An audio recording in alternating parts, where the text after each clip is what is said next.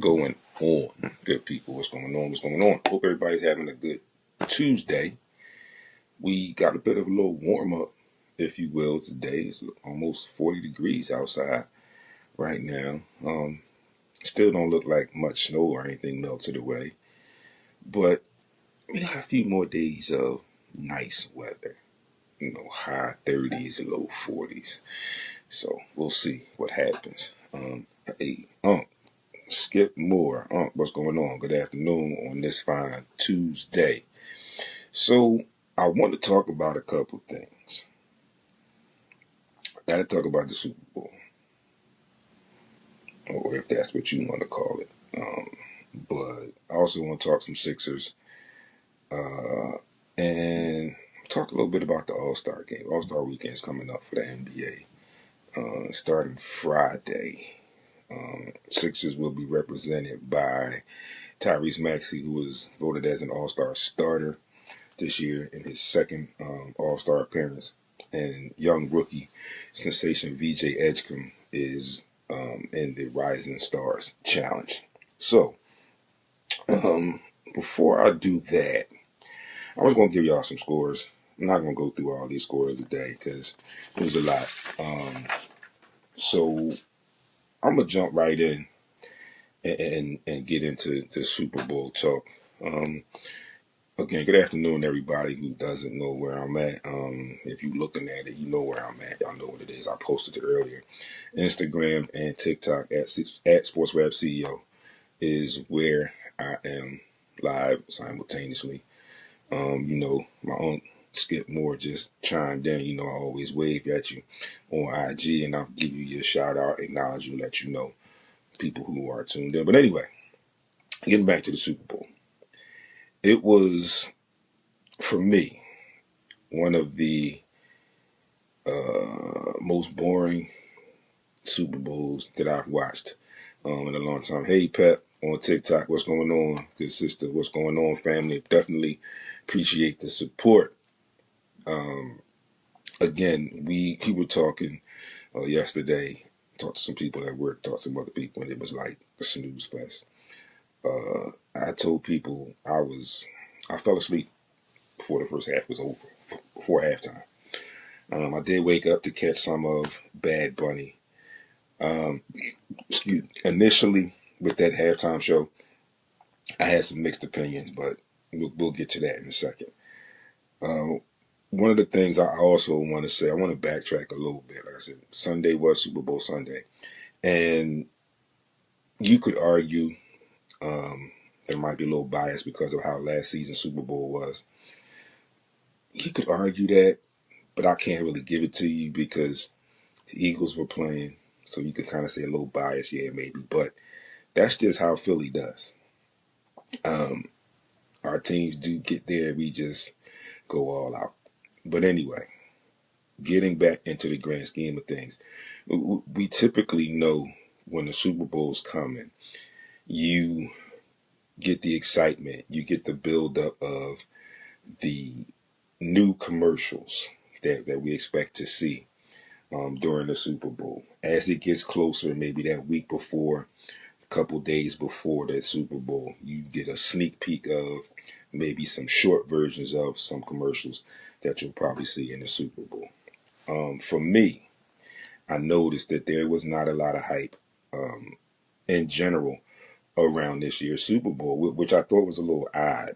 And because typically you have some kind of excitement, something within that 2-week frame that they have, that the teams have to get to whatever the site is and do their media and all that good stuff. But it wasn't like that. Like, you didn't even really hear about the interviews for the players. And this is something that's done every year at the Super Bowl, right? You didn't really hear about it. It wasn't no real hype about it. It was like, oh, it popped up and you're like, oh, dang, Super Bowl Sunday. I was in the store over the weekend, did some shopping. There was no displays, like no specials for the Super Bowl, not even on Saturday, like the day before the Super Bowl. Like no specials, like if you buy this or Doritos, and whoever sponsors typically are, the typical food that we like to see. And I'm saying this all to say that the Super Bowl, arguably, the Super Bowl is the biggest American sporting event of the year. People come from all over to come to the Super Bowl. But this year, there was like no hype, nothing. Leading right into the game, there was no, like, it was a football game. It seemed more like a Week 18 football game. Hey, Larry Simmons, old neighborhood. Thanks for tuning in. It was more like an extra week game. 9 points total in the entire first half.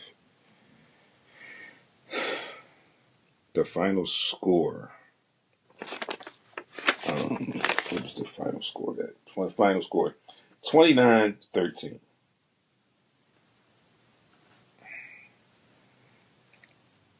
But again, I say, one of the most boringest Super Bowls that I have seen in a long time. All right. And sorry, I'm writing some stuff down, taking some notes here. It was one of those things, like I said, where you really didn't want to watch, right? You got tuned out from arguably the very beginning, the very early stages.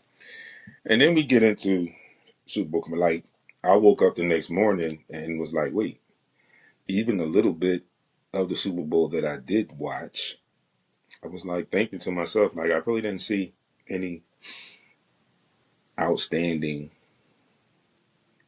commercials. And I don't mean outstanding like great. I mean like nothing that jumped out at me, right? Like nothing that really jumped out at me. I don't remember anything. So that tells you how that was. Moving into the halftime show.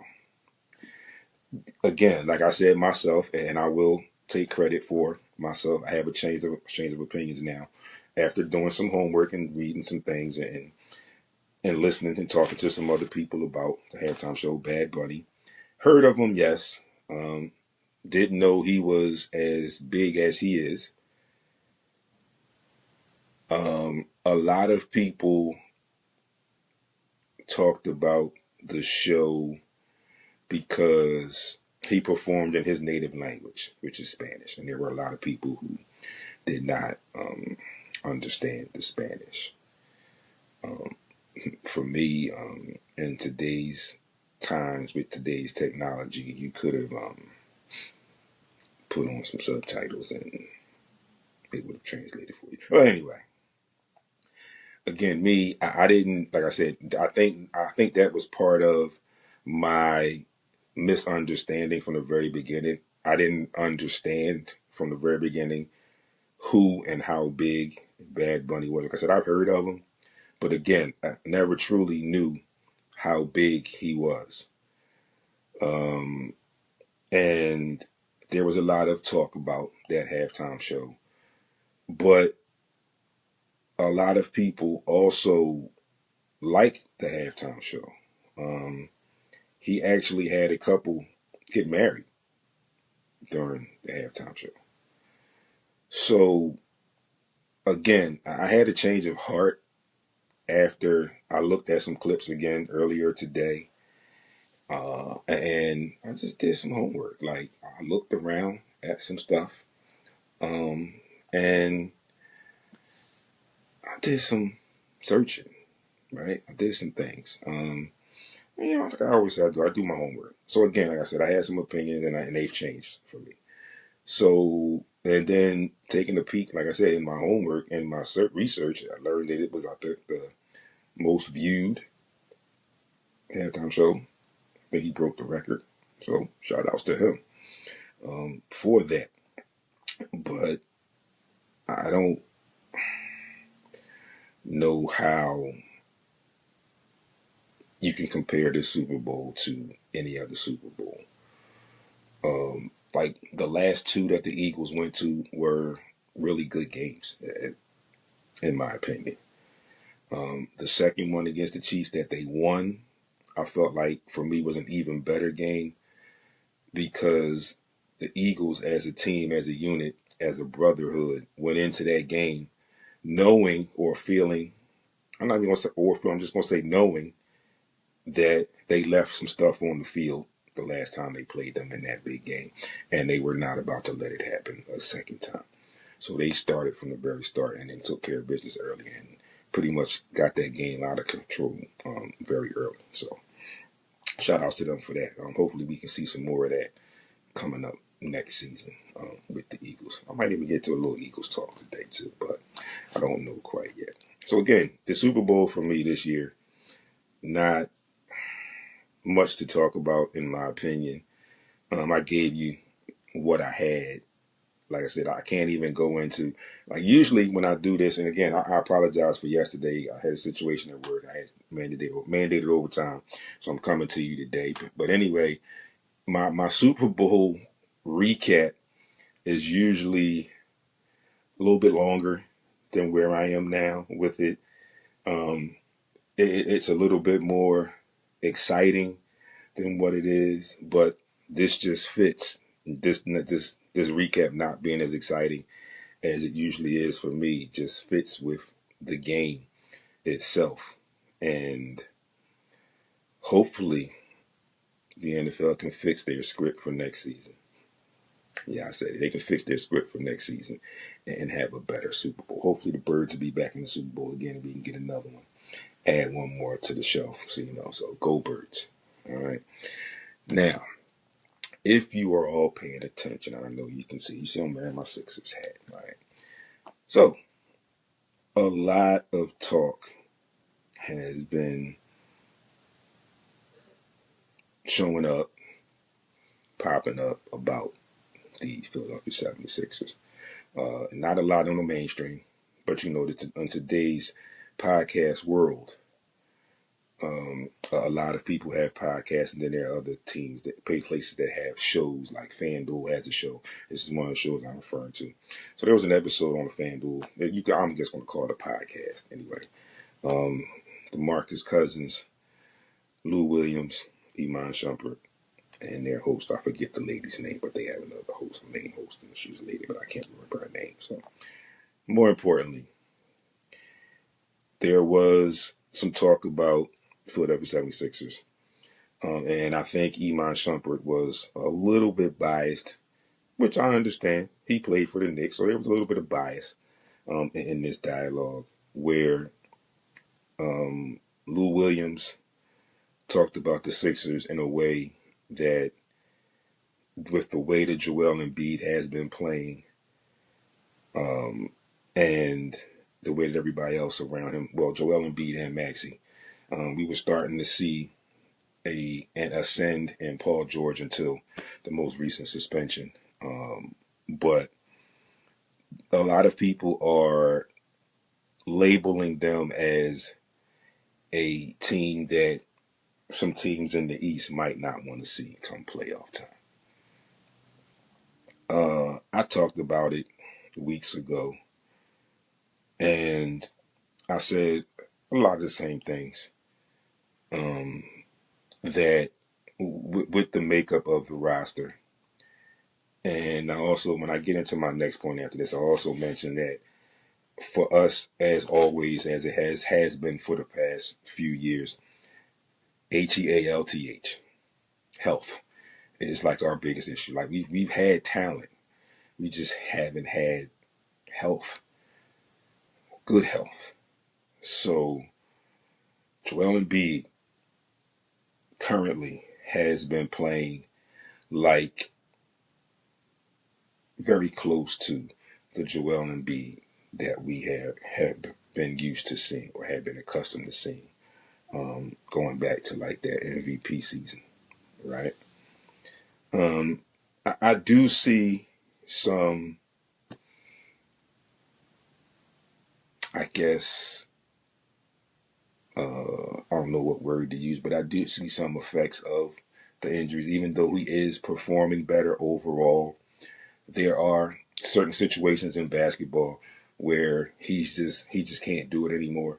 Like certain rebounds, if there's a tip, he might get the first one, but then he might not be able to get up and get that second one, and that transfers over on the defensive end as well. If he's playing D, he contends the shot. Maybe he tips it, it goes back to that shooter. He can't get back up on that second one, right?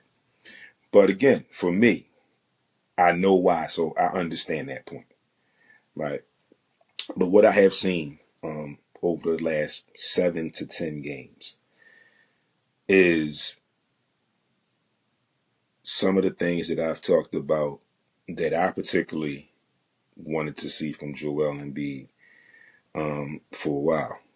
I have seen, and again, in some games in this 7 to 10 game stretch, where he has been what I like to see him be as a bully and play big down low. I've also noticed and liked a little bit that he's not shooting as many threes. I still kind of want him to get off that three a little bit. Like I said, for me, my best, I'll live with a 3-pointer from him if he's wide open. If him and Max are in that 2-man game and his man cheats, and again, the kickback is to him and he's wide open, or play breaks down and he's wide open, shoot it. I don't want to see any designed plays for him to shoot a three. I'm good with the mid-range and in. Okay? Because for me, from the mid-range and in, arguably the best center in the league. Right? And I'll say it again, arguably, if not the best center in the league, mid-range in. And I'm going to add in, the reason I say arguably is because, like I said, I've seen some of it, but I don't see it, and I still don't see it enough, him being that bully. But like I said, I've seen some growth this season where in him being that bully in the spans that I've seen him be that bully, it's kind of what Shaq had said about him a few years ago. Certain times when you get to the level that he's at, go into a game and you look at who your opponent is, and you look at the person who's arguably or probably more than likely going to be guarding you, and you're like, oh, we're going to have some barbecue chicken tonight. So I've seen some of that, right? Again, not as much as I would like, but I've seen a little bit of it. I've seen a little bit of it. A little bit of it was there. I've seen that. But again, like I said, always, it's still, for me, I would like to see it more. Tyrese Maxey. What can I say? What do I say? For Maxey, and I'm gonna get in with this to Joel, but with Joel, I'm gonna go through over the last 10 games for his averages, right? So for Maxey, over the last 7 games, and this is including this most recent 5-game road trip, West Coast swing, and then the 2 games prior. 25 points a game, 3 rebounds, 6 assists, shooting 45% from the floor. Good, solid numbers. I looked at the overall numbers. There were some up and down games in there. But very, very early in the season, basically right out the gate, Maxey put his thumb on this season. Put his thumbprint on this season. He found out very early what this season was going to be, especially with him. And he has shown up and showed out once again.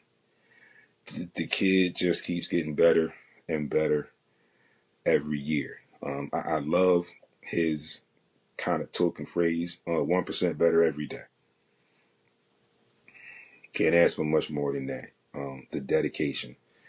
I also like the growth in his leadership over the past 2 seasons. You saw it start last year, and everything with the turmoil and everything. You saw how he kind of sort of below the radar kept some things together in certain situations. But this year, he's even more of a leader, and I like that in the young kid. So again, getting back to that conversation, like I said, Iman Shumpert was probably a little bit biased because he's a former Knick. But Lou Williams and DeMarcus Cousins both felt like a lot of other people do, that the Sixers could be a team that nobody wants to play in the playoffs. Kevin Garnett, Paul Pierce on their podcast said some of the very same things. But getting to DeMarcus Cousins, and if you know anything about the game, if you follow the game, you follow certain players or whatever, you know what type of player DeMarcus Cousins was. And this is not a bad thing. When he was in the game, he said he was the best center in the league. Love that. Love that confidence, right? I love it. But he always was very competitive with Joel Embiid. As a host, podcaster, commentator now, and in this particular moment, he said some of the same thing. Like, Joel is arguably the best center in the league. Definitely top 5 player in the league. No question, no doubt. Definitely top 5 player. And he's playing at a top 5 player level right now. So the Sixers, before I get into that, let me get to it. Overall, over the last 10 games, like I said, I did 7 for Maxey. I'm gonna just do the 10 for Joel. 33 points, 8 rebounds, 5 assists, an amazing 53% field goal percentage, 53% 3-point percentage, 87% free throw percentage. Now, some of you might be like, yo, 53% from 3? What the heck?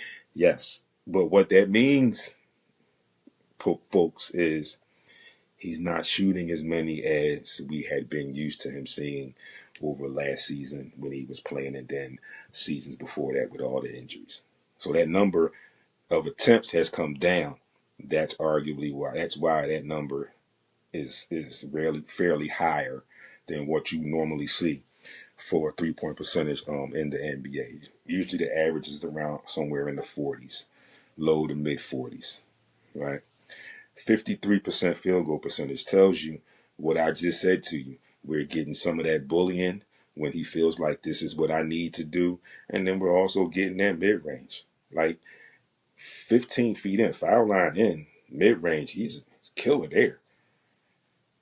Right? And I'm okay with that. I'm good with that. Like I said, that 3-point percentage is something like surprising to, well, I'm sure surprising to people that are tuned in, that are listening, and like, wait a minute. If they saw the same thing I saw, they're like, wait a minute. But me understanding the game, I understand that just means that he's shooting less. And he's making more. But the biggest part of that concept is he's shooting less, which is okay. Because we all know the game now is a 3-point shooting game. We know that everybody in the league shoots a 3-pointer, from the point guard to the center. Gotten to the point so much where most recently, when they do the All-Star ballots, there's night they call in the positionless basketball. You got front court and back court. They don't even go point guard, shooting guard, small forward, power forward, center. It's just front court, back court, right? So everything's have changed there.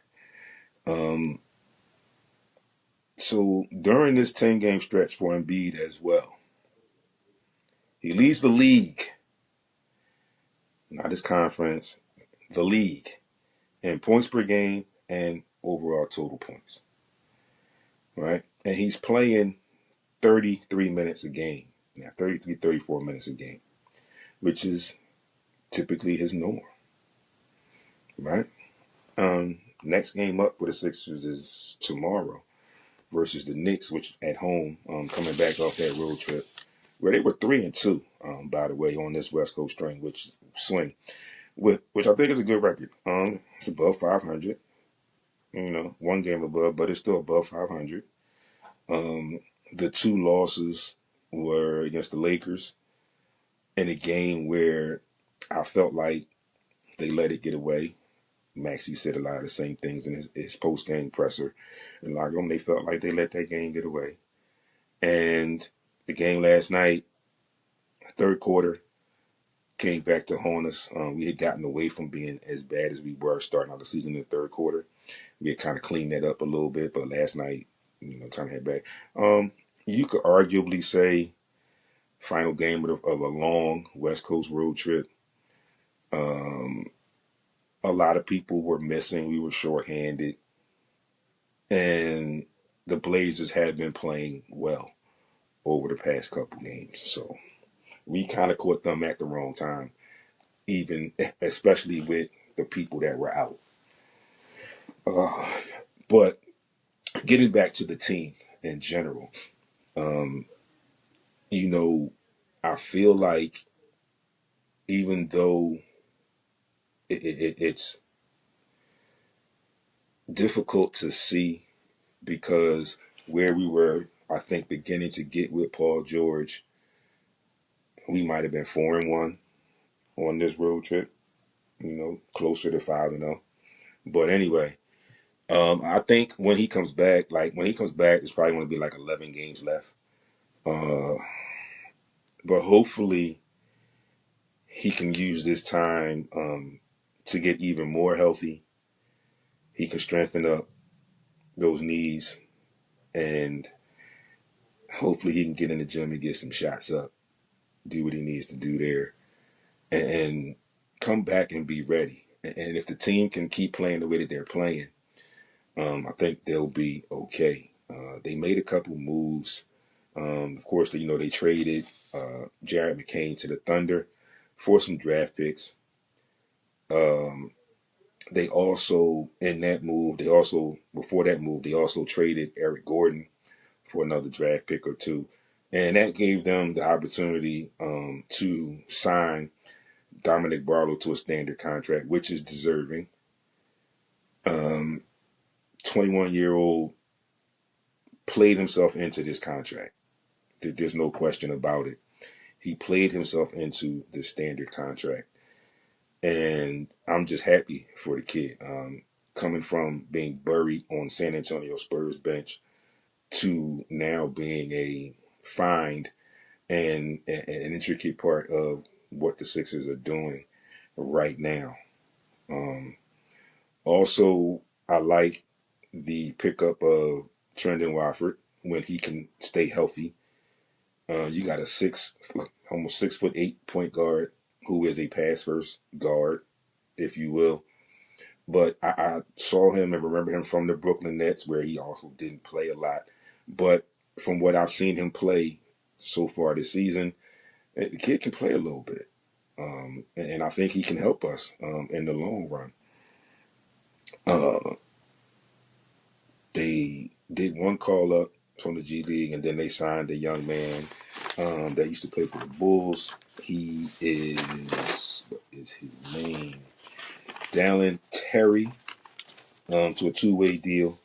He's a former first-round pick, 2022 was the 18th pick overall in that draft. So another guard, big guard, where the Sixers are now needing some help in the guard area. So we've got some more guys there. Another guy that has some size that can play that wing. You also have to add in and talk a little bit about the play of Kelly Oubre, who a lot of people, and there were rumors about him leading into the trade deadline.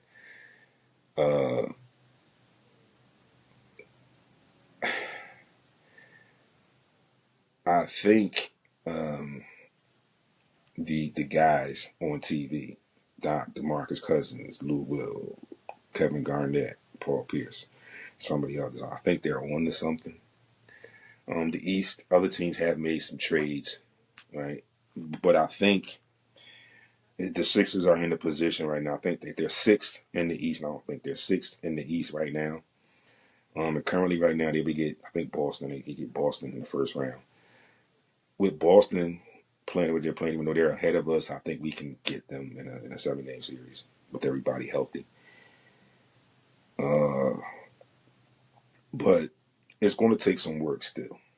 And it's all going to come down to once we get 100% healthy, when we get into that stretch run, when we know our rotations moving into the playoffs are going to get a little shorter, Nick Nurse just has to get it right. And he has to get it right before we get into the playoffs. Right? So again, when Paul George comes back, that 11 games should be your crash test. Right? That should be your crash test to get your lineup right, get your rotation right going into the playoffs. So yeah, that's that. Like I said, Sixers are, like I said, I feel like they're in a good place. And once they get some people back, like I said, you get Paul George back after this crazy, weird suspension. And I talked about that. I can go on about how I felt about that, but it's neither here nor there. There's nothing I can do about it. He's suspended now anyway, so it is what it is. NBA All-Star Game coming up this weekend in LA, February 13th through 15th. NBA All-Star rosters. We already know about the new format. I'm going to run through the schedule for y'all. I think I wrote the All-Star weekend schedule out. I'm going to run through the schedule for y'all so y'all can get the new format. But All-Star roster, I don't know who the replacement is going to be. I'm starting the West. Steph Curry was in as a starter. He is not playing, so I don't know who his replacement is going to be as of yet. But for all intent purposes, on the West, the voted-in starters were Steph Curry, Luka Doncic, SGA. I don't know his status as well. Joker and Wemby. All right, on the bench in the reserves for the West, Danny Avdija, Devin Booker, KD, Anthony Edwards, Chet Holmgren, LeBron James, and Jamal Murray. Surprising somewhat to see LeBron James as a reserve in this All-Star game this year. For the East, starters, Giannis, Jaylen Brown, Jalen Brunson, Cade Cunningham, and Tyrese Maxey. On the reserve side, Scotty Barnes, Jalen Duren, Jalen Johnson, Donovan Mitchell, Norman Powell, Pascal Siakam, and Karl Anthony Towns. So there might be some questions about Jalen Duren. I'm not too sure about Cade Cunningham. As we know, you have seen there was a major melee during that game with the Detroit Pistons and the Charlotte Hornets last night. Jalen Duren was one of the players that got ejected, but there will be some heavy suspensions and some fines. I also saw something real quick earlier today, not that long ago rather, and it could have been fake because I don't think it came out this as of yet. But I think he will get a heavy suspension. If you notice, if you watch the clip, you watch the highlights, Isaiah Stewart for the Detroit Pistons leaves the bench area and charges at Miles Bridges. And he has a history of suspensions with the NBA, so he is going to get hit with the book pretty hard, especially because he was not on the team. He was not on the floor. He was on the bench, and he left the bench, which is a violation of NBA rules and policies, if you will. So, again, like I said, NBA All-Star Weekend coming up this weekend. The Sixers, again, will be represented by Tyrese Maxey, voted in as a starter for the East in his second appearance in the All-Star game, and VJ Edgecombe in the Rising Stars Challenge. So, things have changed, and I'll talk to you about it, but I'm going to give it to you again when I get there. Things have changed again in the All-Star game format. So, on Friday, which is the day that typically people do not watch, like as far as people on TV, but you might want to watch this year, all right, because some things have changed here as well. Of course, they have a celebrity game, as they always do, which is early, and then the nightcap, the Rising Stars Challenge. So the Rising Stars Challenge now is 4 teams, all right? Team Mello, Team Austin, that's Austin Rivers, Team T-Mac, and Team Vince Carter.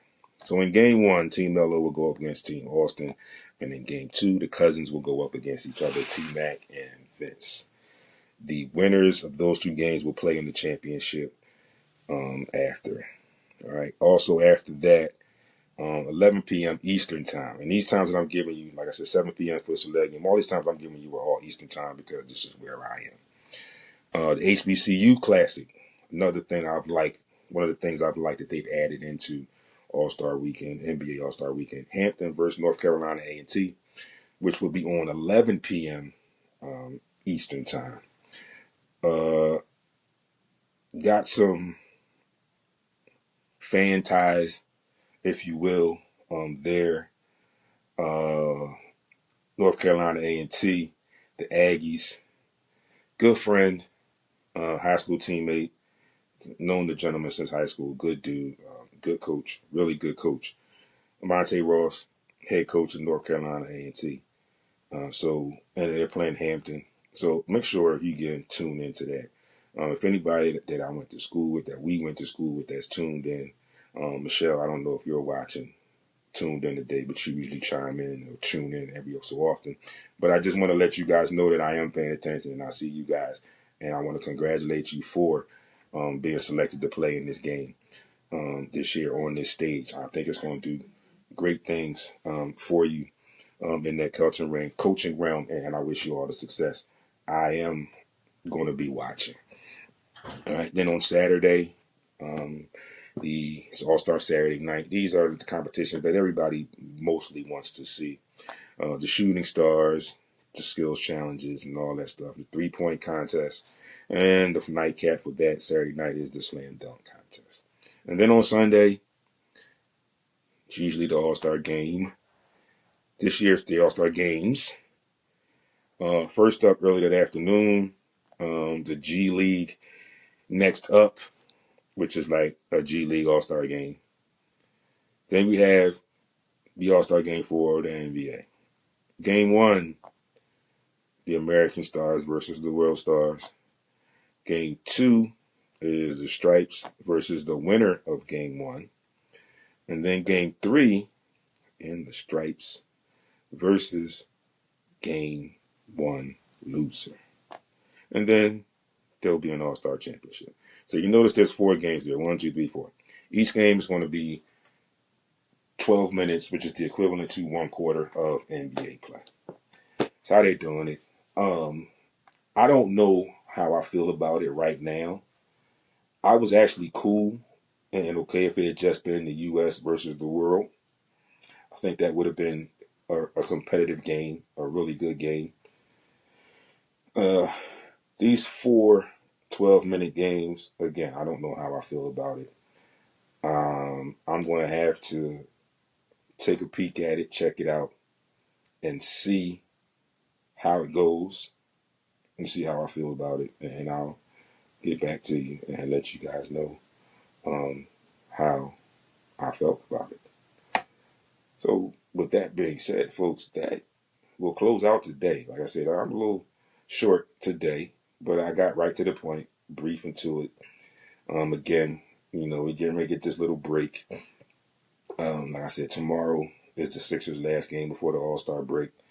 And then I think Thursday we'll probably play some teams. Thursday will probably be the last day. Then they go into the All-Star break. So hopefully some guys that are nicked up, like the guys that didn't play last night, can play tomorrow night. We can get another win against the Knicks. And then they can get some rest. Those that are not going to All-Star weekend can rest up, heal up, and be ready to go home stretch, make a push for the playoffs, try to move up higher than 6 in the overall standings in the Eastern Conference. This week, since I'm a day behind, we all know what's coming up. And when I post a video, I'm going to add this into the comments. So, I told you all that I'm going to do a week where I'm going to dedicate the show to all of you who support, all of you who chime in from time to time, or typically on a regular. Some of my regulars are not here right now, but nonetheless, they understand and they'll know. So, not next week's show. Let me just check my calendar to see real quick. Next week's show, yeah, it will be next week's show. So, I'm telling you today, so you got all week, right? And you all know my Instagram handle on TikTok Instagram at SportsRap CEO. Right? Any topic. You got questions about some stuff I talked about today, some stuff I talked about 2 weeks ago. Shoot them into my DM, and it'll be all about you. Make sure you put your name in there. I know your handles will be on there, whatever, but let me know. What questions would you have for me? What topics do you want to see me talk about? Maybe you saw something or you heard me say something and you want me to revisit it and give me some little bit more understanding. But it's going to be dedicated to you people, to you all. So again, today is Tuesday. Starting tomorrow, you can start shooting stuff to my DM. I will definitely check, make sure I get the most of the stuff, or get all the stuff as possible, jot it down, and I'll bring it to the show and we can talk. We can chart and bust it up, like we like to say, you can bust it up and talk. But again, I want you guys to get more involved, and because I'm here for you. I don't want to sit here and talk to you all the time, but I mean, I have no issue with that. That's what I do. But I want you guys to get more involved. So again, like I said, starting today, when I'm done, starting tomorrow, whatever you get the thought, whenever you get an idea, question, whatever, comment, shoot it in my DM. All right, TikTok, Instagram, and Threads at SportsRap CEO.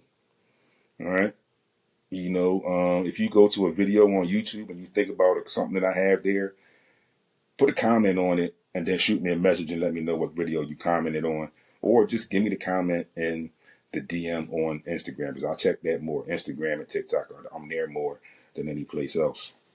So that there. Also, again, like I always say and I have been saying, Heat 100 Radio is internet radio, right? Worldwide.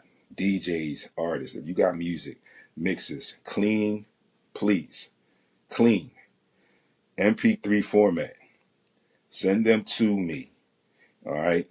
Tap into my DM, tag music in it, and let me know who you are, and we can start some dialogue, and I'll give you more information that way, all right? Also, if you want to come and sit with me, you know we have a studio. You can come sit in, get your couple minutes of fame. You have a business, you can advertise your business, and we can talk. You can also ask me questions about starting your own podcast, right? No experience necessary. We have the tools to teach you up and get you prepared and get you on the air and get you on the airwaves, get you where you want to be. So remember, folks, I usually say this on Mondays. Have a great remainder of your Tuesday evening, afternoon. Be great on purpose. Remember, questions, topics, whatever you want to talk about, get them to me in my DM, again, at SportsRap CEO on Instagram and TikTok. Send them to either one of those, but those are the ones, like I said, I'm there most. Stay tuned. This video will be up probably tomorrow, Thursday, before the end of the week. And remember, I'm here for you. Thanks to everybody that tuned in. Everybody on Instagram, Pep on TikTok, love it. Thanks for the support as always. On Instagram, Skipmore 104, my uncle. Thank you for tuning in. Larry Simmons, known you for a long time, or you know me for longer, but known you for a long time from the old neighborhood. Like I said, definitely appreciate the support. And Ricky J, who joined in as well. Thank you for tuning in. I will talk to you all week in traffic, on that social media traffic, and then right back here, live on video next Monday. Enjoy the rest of your night, folks. Peace.